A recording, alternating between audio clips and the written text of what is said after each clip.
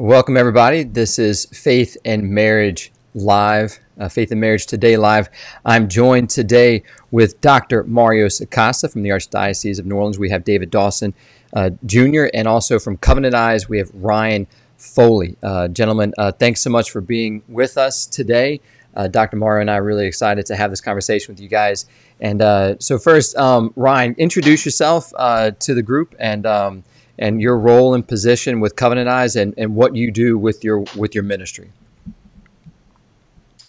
Vice President of Covenant Eyes, Business Development. My main focus at Covenant Eyes is really bringing our educational services, our product, support to families, support to the struggler, to the Catholic Church. So my main channel of focus is helping parishes, dioceses, Catholic individuals, Catholic affiliates, better present the issues related to pornography, how it's affecting the family, how it's affecting individuals. So that's really, quite frankly, my main focus. I guess that Covenant Eyes has given me to speak directly to the Catholic quote, not market, if you will, but it's a good word. It's all right. Faithful. To the Catholic faithful, that's right.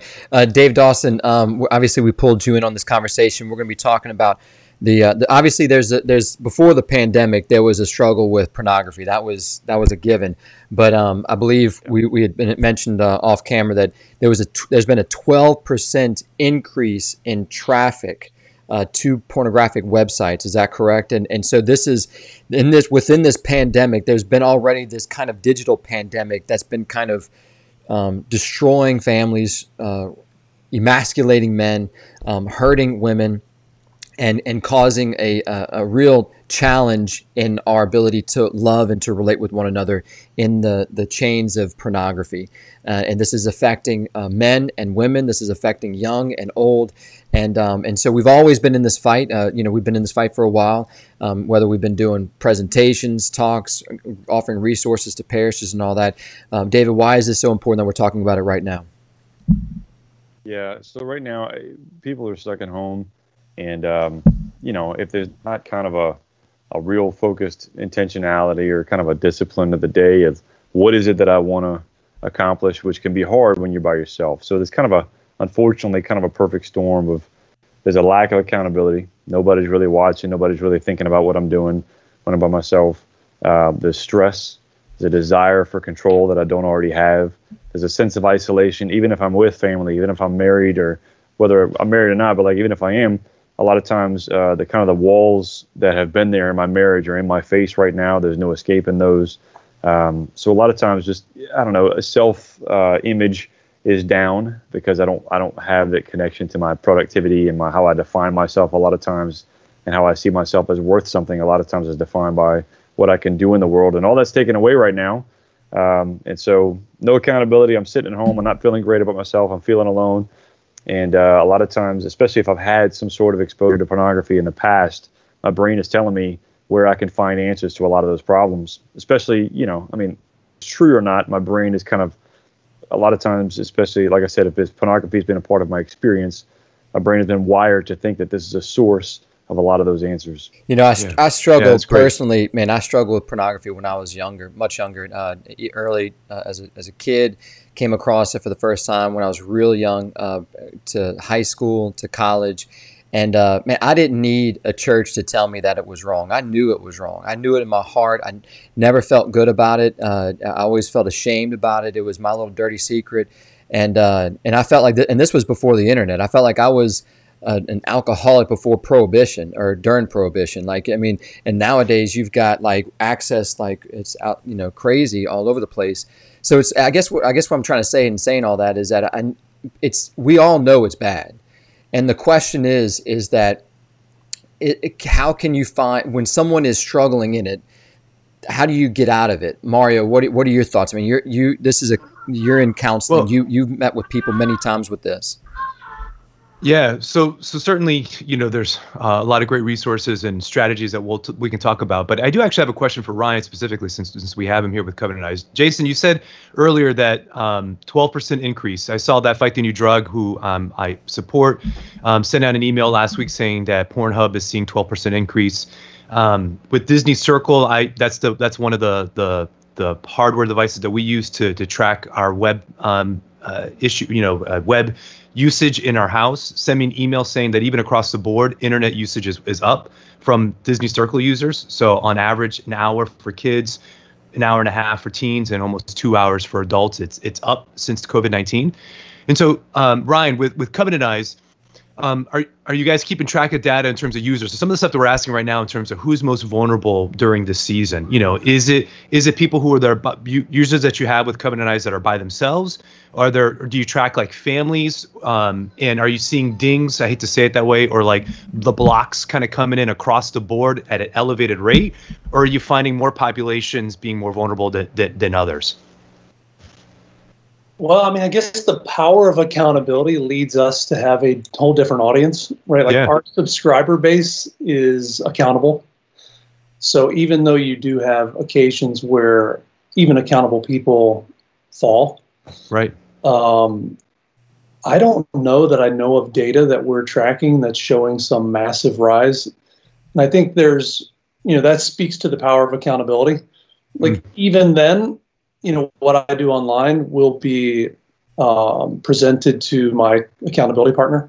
Mm-hmm. So we haven't tracked that. I haven't, at least if we are, I haven't seen it. Generally speaking, though, the difference between an accountable population like our users and the general population of unaccountable people, the use of pornography clearly is striking, strikingly different. So I can't speak to different stats. Well, what are those differences? Even if there's not a difference or you're not tracking that right now with the COVID-19 crisis, but just in general, what are the differences between the user bases, between the general population and those who are, subscribing to Covenant Eyes and are accountable for their web traffic? Yeah, we did a study a few years back with Josh McDowell Ministries and with Barna, the Barna Institute, that tracked, asked these different questions. We went out to the general population, and then we came back and said, hey, do a survey now, these same questions with Covenant Eyes users.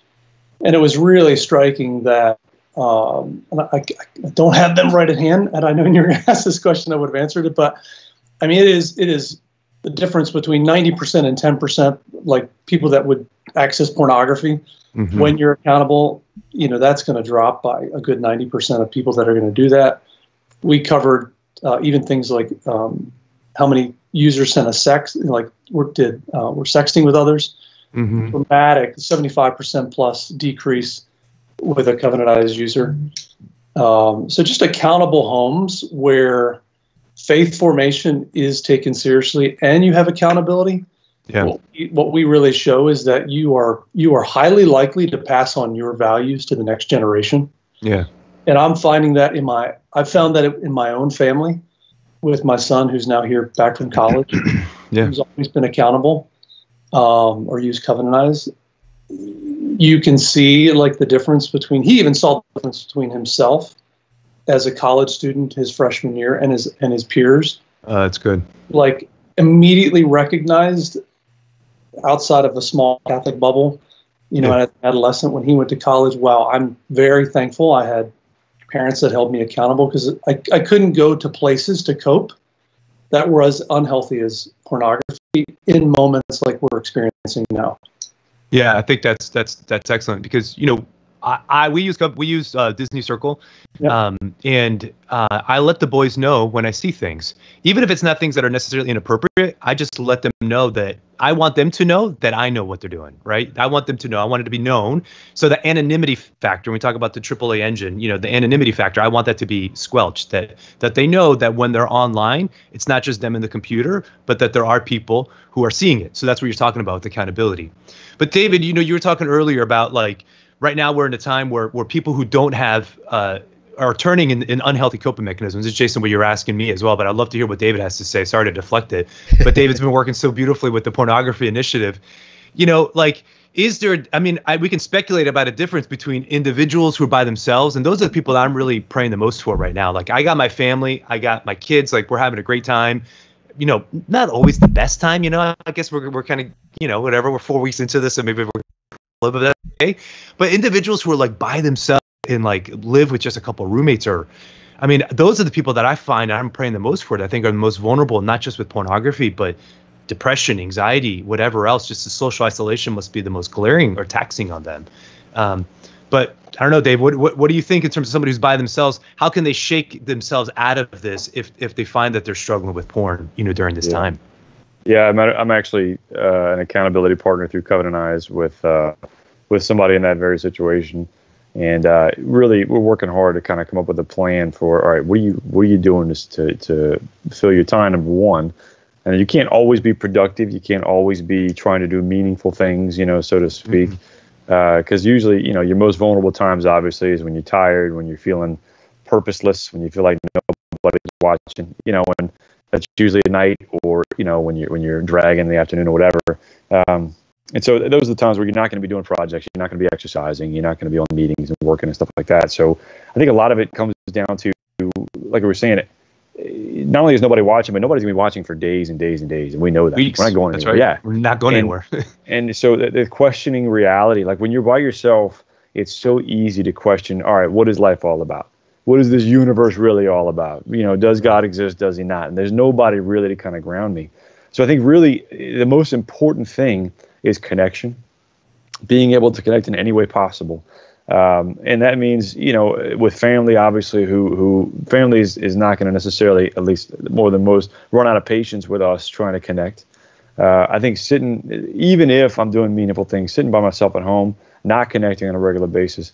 But yeah, I think the number one thing, and this is what I'm finding with this person that I'm dealing with, the number one thing is knowing that all of your internet activity is being seen by someone else. And I think there's a sense in which sometimes it's like, well, I'm being punished, I'm being monitored, my privacy is being invaded. But the truth is, when we're by ourselves, we don't make sense, and we can't make sense of the world.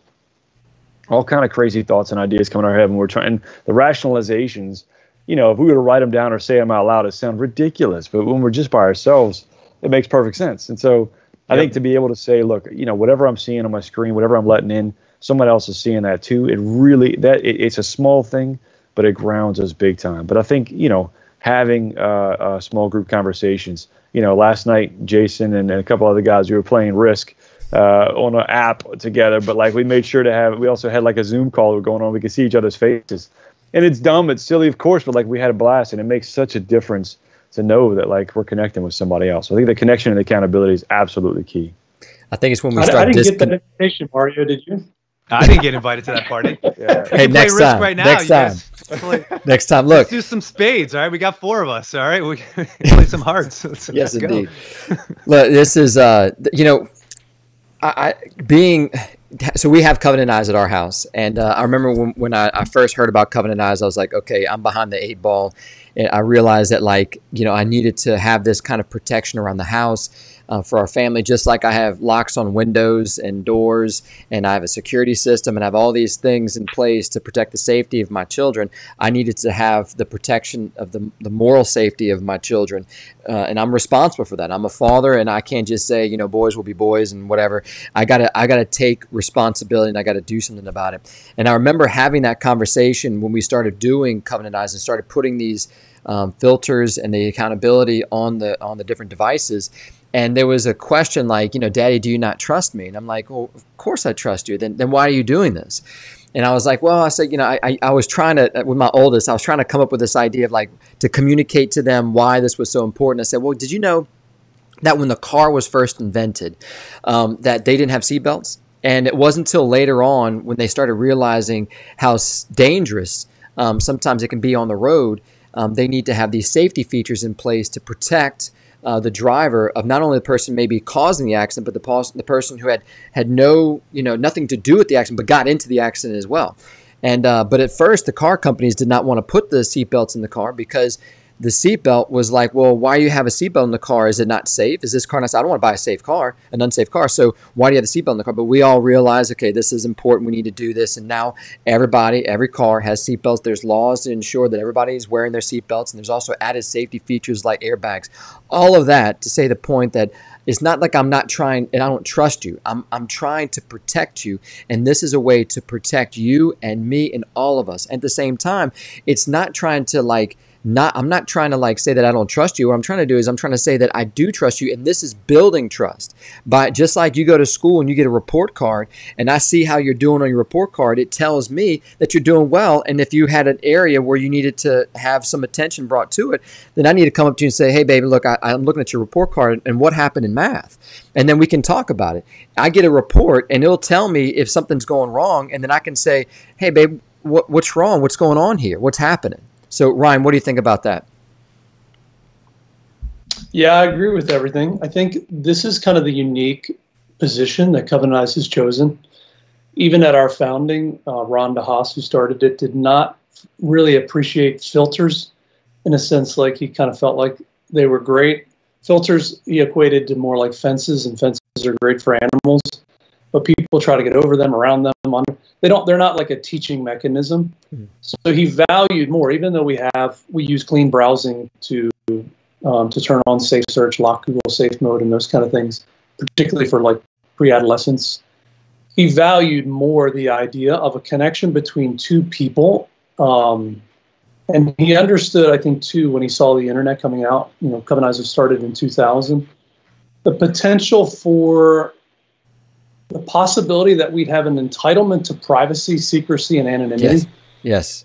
That you see happening even in 11, 12, 13-year-old. Like, this is my device. It's my private place. Nobody has access to it. And parents kind of acquiesce to that and basically leave them entitled to privacy on that device.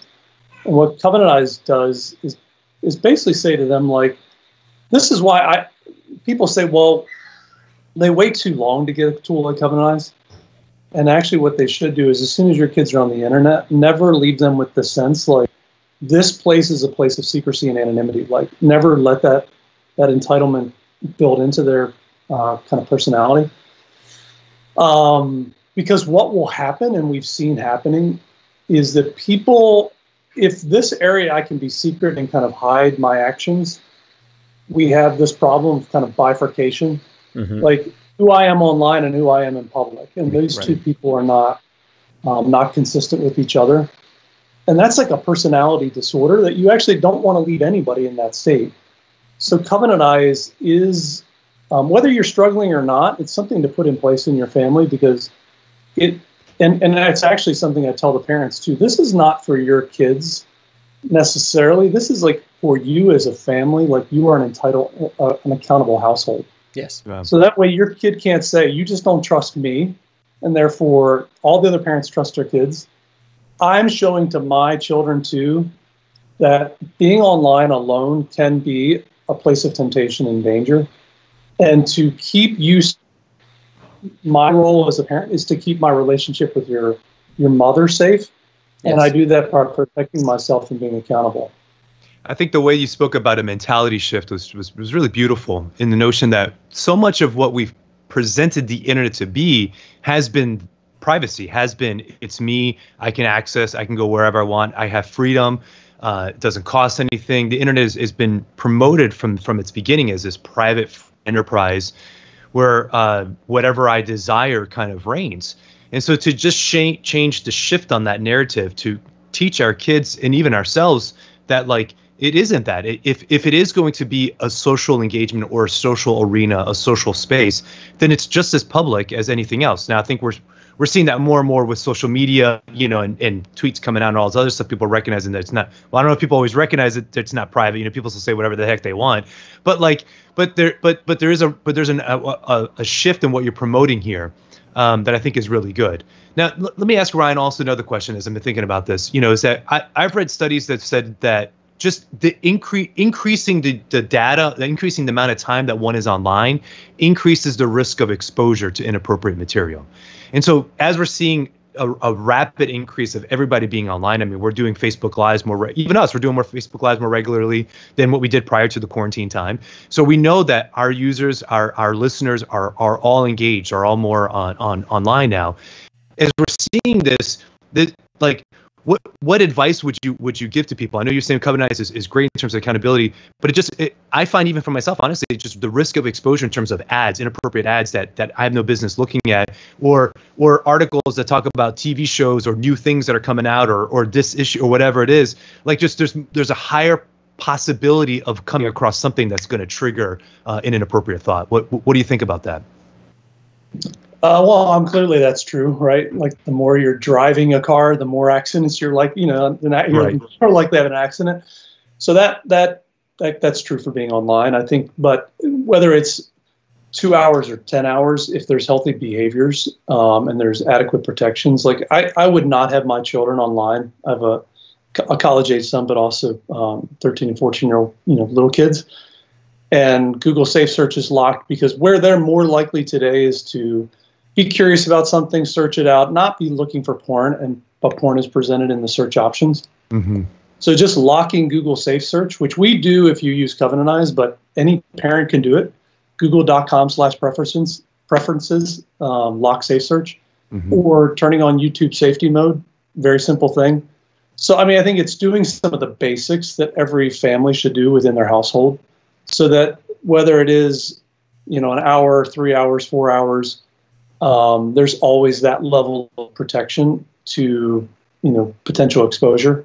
But then also having a tool where the next day, if there was exposure, and this to me, again, is the beauty of Covenant Eyes, is you're not going to see weeks by where that's not going to be discovered and you can't have that conversation. Because a parent, even if your child was inadvertently exposed, you want to deal with that that situation as quick as you can, interject yourself, discuss it with your child, so that any kind of wounds or trauma that happen, you can essentially alleviate the long-term impact of that and not leave them in a state of agitation. Like, I saw something that I need to bring to somebody. Right. I'm afraid to bring it, but it's a parent's job to come and do that. So I know for me, I'm literally online most of the day. Mm-hmm. It's to me, and this is probably true for all of us, our plan A on being online is that we're attempting to be very virtuous men. We know we're fathers, we're in ministry, whatever that is. But there's always stressors that come into everybody's life. So my plan B is actually Covenant Eyes. Like, I know at the end of the day, even if a stressor comes into my life and there's a temptation, there's still Covenant Eyes and there's still my wife who's my accountability partner. That's right. Yeah. So the power of that leaves me pretty protected, whether it's 2, 6, 8, 10 hours a day. That's not a living temptation that's just on the verge every second. And that's unfortunately where I think we've left all of our children. We've shifted the burden of their active use of the internet, and we've left them in a state, what I call like a near occasion of sin, where it's certain and probable that they'll be exposed. And we've kind of accepted that as a norm, when it leaves them with a constant friction, like, oh my gosh, there's always a temptation. And that clearly has to leave them almost in an ongoing state of agitation and nervousness, anxiety. Like, yeah. I don't want to fall. I just think that's an unfair situation to leave, like, the vast majority of adolescents and kids in our country. Right. Now, David, we've got probably about a few minutes left. I want to wrap this up pretty soon. But, David, I wanted to hear from you, and I want to go back to Ryan and hear more about what specifically we can receive the work that you do at Covenant Eyes. But, David, Dawson, for the Archdiocese of New Orleans, for those who are struggling with pornography, for those who have loved ones that are struggling with pornography and trying to find help or resources and understand the situation better so that they can better address and answer questions themselves, or what's available from the Archdiocese to combat this particular issue right now? Yeah, so we've got a website that's got all our resources. I don't want to kind of talk about a few of them, but if you want to check out basically everything we've got, and really most of the best national resources are there too. It's cleanheart.com. Wait, one more time. Say that again, David. Say that website again. Cleanheartnola.com. Okay. So that's now. I will say, I think the local resources and some of the stuff that's available. A lot of it's based on, so if you've got a family member or something, or even yourself, it's based on kind of a triage level of receptivity to. So if you've got somebody who's struggling and they know it's a problem, they're not really sure how deep the problem is, how much help do I really need? Can I do this by myself? Can I just kind of kick it? Can I just space out? Maybe it's not that big of a deal. I would say go to our website and go to the strugglers portion, and there is a video series by Matt Fradd called Strive, and he does a fantastic job. It's a 7-part series. 7-part? Is it a 7-part series? Yeah. 21 day. 21 day. Hey, that's not 7. That's 7 times. It's 21 days. So I'm gonna get my series mixed up. 21 day series. Yeah, I think it's called Strive 21. Isn't it what it's called? But anyway, it's on the website, and it's basically Matt does a phenomenal job of kind of spelling out in real people words what the reality of pornography really is, without being dramatic, without being over the top. It's very boots on the ground. For those who are struggling and they want some help, but they struggle to really let anybody know, there is either online mentorship through something called Strengthen Your Brothers. A guy named Gary LeBlanc works with us, and he's a certified mentor, and he's able to kind of provide some companionship and mentorship accountability online just through one-on-one video conferencing or audio conferencing. There's also counseling. We've got Mario as a counselor. He's available. Everybody just call Mario. He'll take care of it. Or you could do our Catholic counseling service, and they've got some folks that are ready to help too. But I know Mario's got a lot of background with this kind of stuff in particular. But then there's also a men's group called My House Men's Group, and they typically meet face-to-face once a week. They'll get together for the sake of accountability, flesh this stuff out. It's a 12-step group, and it is fantastic. Right now they're meeting on Zoom, obviously, but all that information is on the website. So My House Men's Group here in New Orleans, if you want to connect with some local guys too and get some help breaking this down. All that stuff's available for you. It's great, David. Thanks for sharing that. And again, David's email address is right below his face, ddawson@arch-no.org. On the screen, I got cleanheartnola.com. Please check it out. If you have any questions, let David know. The thing that, we talked about this earlier about the being connected and being in relationship. None of us are meant to do any of this alone. We're not meant to be isolated, and that's why it's crazy being in this pandemic where we're quarantined and stuff like that. But there are ways to connect with one another. There are ways to build healthy relationships with others right now, and not put this off and say, well, once this is over or down the road. Now, today's the day now, and there are resources now available, and there are people now that are here for you. Ryan, what things can you offer on your end and help people to be aware of the great, maybe not just the struggle, but also the freedom and the resources to help find that freedom? Yeah, actually, funny enough, you spoke of the word connected. This is the third book in a series that we actually deployed first in New Orleans. Mm-hmm. So it's the last of a series of books, Connected. And actually, that's our featured ebook so any parent would love that book, buy that book, get that book. And it's all about how these conversations in our homes can actually lead to internet safe kids. So it's a great read, 1 or 2 hours, 90-page book. That's one offer I think would be perfect at the time that we're in, the book Connected. Mm-hmm. Anybody can give a free trial, 30-day free trial of Covenantize. Spend the time now. Now would be a good time while parents are at home and have time to so use promo code SECURE. Or no, I think even NOLA has their own. David, correct me if I'm wrong, a promo code for New Orleans. Yeah, it's in that book, Connected, I believe. It's NOLA 30, I think, is the promo code. And Strive is a good one. Strive is a recent purchase by Covenantize. So that 21-day detox for men it's going back to the stats. If we are seeing a big rise, that's one area where daily now we're seeing an increased number of men joining the Strive 21-day detox. So that's like a perfect thing to educate yourself on today. But I just would encourage every Catholic family, whatever it is, if Covenantize, great, if it's something else, but build in accountability in your home, and you're going to save yourself and your children a lot of hurt, a lot of woundedness, and likely kind of years of struggling with something that they didn't necessarily have to struggle with. Ryan, amen to that. I can't highly recommend enough, those conversations with your kids, a conversation with a friend to begin an accountability.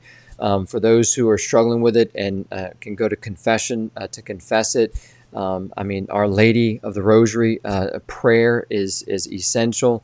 There's so many gifts and resources and blessings are available to help fight this fight. Don't fight this alone, and become informed. Even if you're not struggling with it, I encourage you, please, to learn more about this, to understand clearly what's at stake, and to find ways that you can help others, because you will come in contact with somebody eventually, if not already, that is struggling with this, and you could be a point of help and reference for them as well. So, gentlemen, thanks so much for your time. God bless everyone and all that y'all are doing, and until we meet again, we'll talk to y'all soon. God bless. All right. God bless, guys. God bless, guys. Thank you.